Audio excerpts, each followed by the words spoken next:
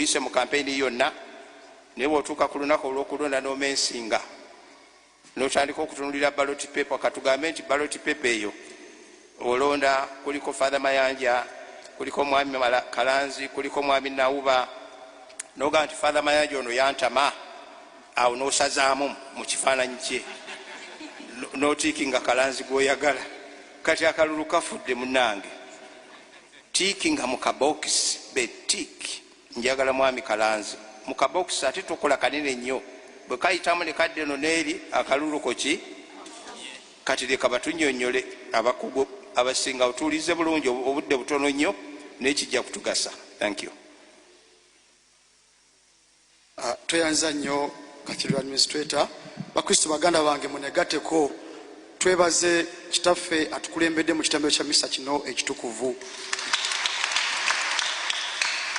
Tweyanzeege kangenderewo obutereevu ku mulimo ogunsabiddwa okolebwa.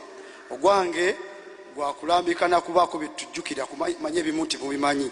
Ekisooka okulonda kw'ennaku z'omwezi nga 15 omwezi guno lwe Lwokuna olukola ki olujja. Akalulu katandika okubibwa ku ssaawa emu ey'okumakya ne kakoma ku ssaawa 10. Ki ekikwetaagisa okujja nakyo ku lunaku lw'okulonda? Ojja ne voters slip oba national ID ng'otuuse we balondera ebintu bye bagenda biteeka mu mashini gye bayise BVVK machine egenda okubisikaninga ereete information ekukwatako. Bwe bamala okubisikaninga bagenda kuyuza akalulu. Emmeeza kwogenda osookera kugenda baako abantu bameka? 3. Omu avunaanyizibwa ku mashini, omulala alina ballot papers ate ne voters register. Voters register gyatuyamba ki? Ne bw'obanga tolina nnanga muntu oba tewasobodde kufuna voters slip naye nga wekakasa nti mu register mwoli, jangu. Register negenda beera ku ground bakukebere ate mu register eyo era nawo kuliko QR code gye bajja osikaninga erite information yo oyimirire wali batandike okusikamu akalulu. Akalulu ke bagenda osooka osikamu kagenda baka president naye nako balina kukayisa muki mu mashini, tebakuwa katayisiddwa muki mu mashini. Manyi nti kala kagenda bayanjawulo ku bululu bw'abalala naye ku mmeeza eyo kwotandikira bagenda kuwa obululu meka? 3. Tebiringa bya bulijjo nti bwe nva kwene emmeeza ne ngenda wali ne bampa akalala ne ngenda wali ne bampa akalala. Bonna 3 ogenda bufunira mu kifo kitya kimu. Naye buno obubiri aka direct MP ow'ekitundu kya kutwala ne Woman MP bagenda buteeka mu kankiyite nga kibaasa obutabumikisinga. Kati kalyo kakwate bulungi otuuke ku benseni esooka otiikinge omakinga sure nti box mogeno oteeka eri transparent ng'etangaala. Kyova tubagamba mukeere nnyo bagenda otandika okulondesa nga muweemuli mulabe nti boxi zonna zize nki nkalu ate tewali bululu bwe bayisiza dda mashini nga bamaze obukola ki obutiikinga.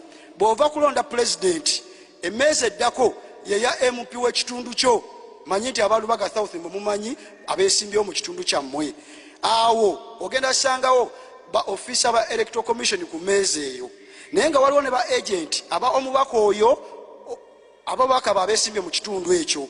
Omulimu gw'abano kwe kuyambako gwe ebbaasa eno gy'okutta erimu obululu obubiri okumanya nti toddira aka Woman MP ate n'okasula mu box ya direct ki MP.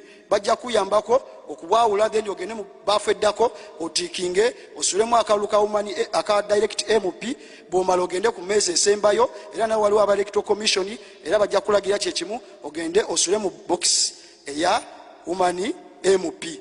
Gye osembera waliyo emmeeza eyo esembayo kuliko wa electoral commission atuddeko nga yayina maaka kwakuteeka gwe amaze okukola ki si byakugenda kuyitawo ate n'okomawo n'osaba akalulu akaki akalala.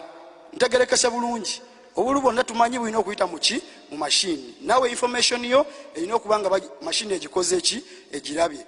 Kakati bw'omala okusula akalulu okola otya? Amawule gadde gayitingana gayeeka biki?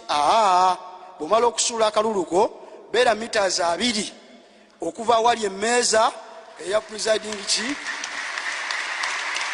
Mubeere awo mulinde temutaataaganya bintu kuba waliwo abeesomye okujja okutaataaganya basobole okuyisawo ebyabwe bebakola ki bebaagala. Mwe mubeere kaamu, abasirikale temubalumba, temukola ki.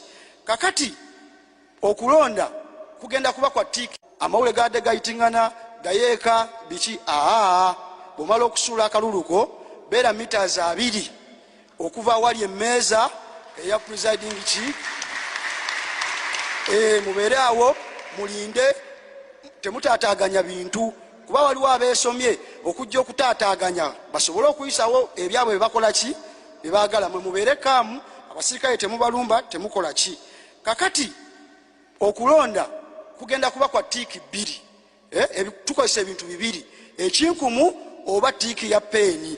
Atamanyi kukola tiiki ya peeni ojja kukozesa ekinkumu, naye making sure nti ekinkumu kino kyokozesezza tokitadde mu makati ga layini, ojja kubossa akalulu.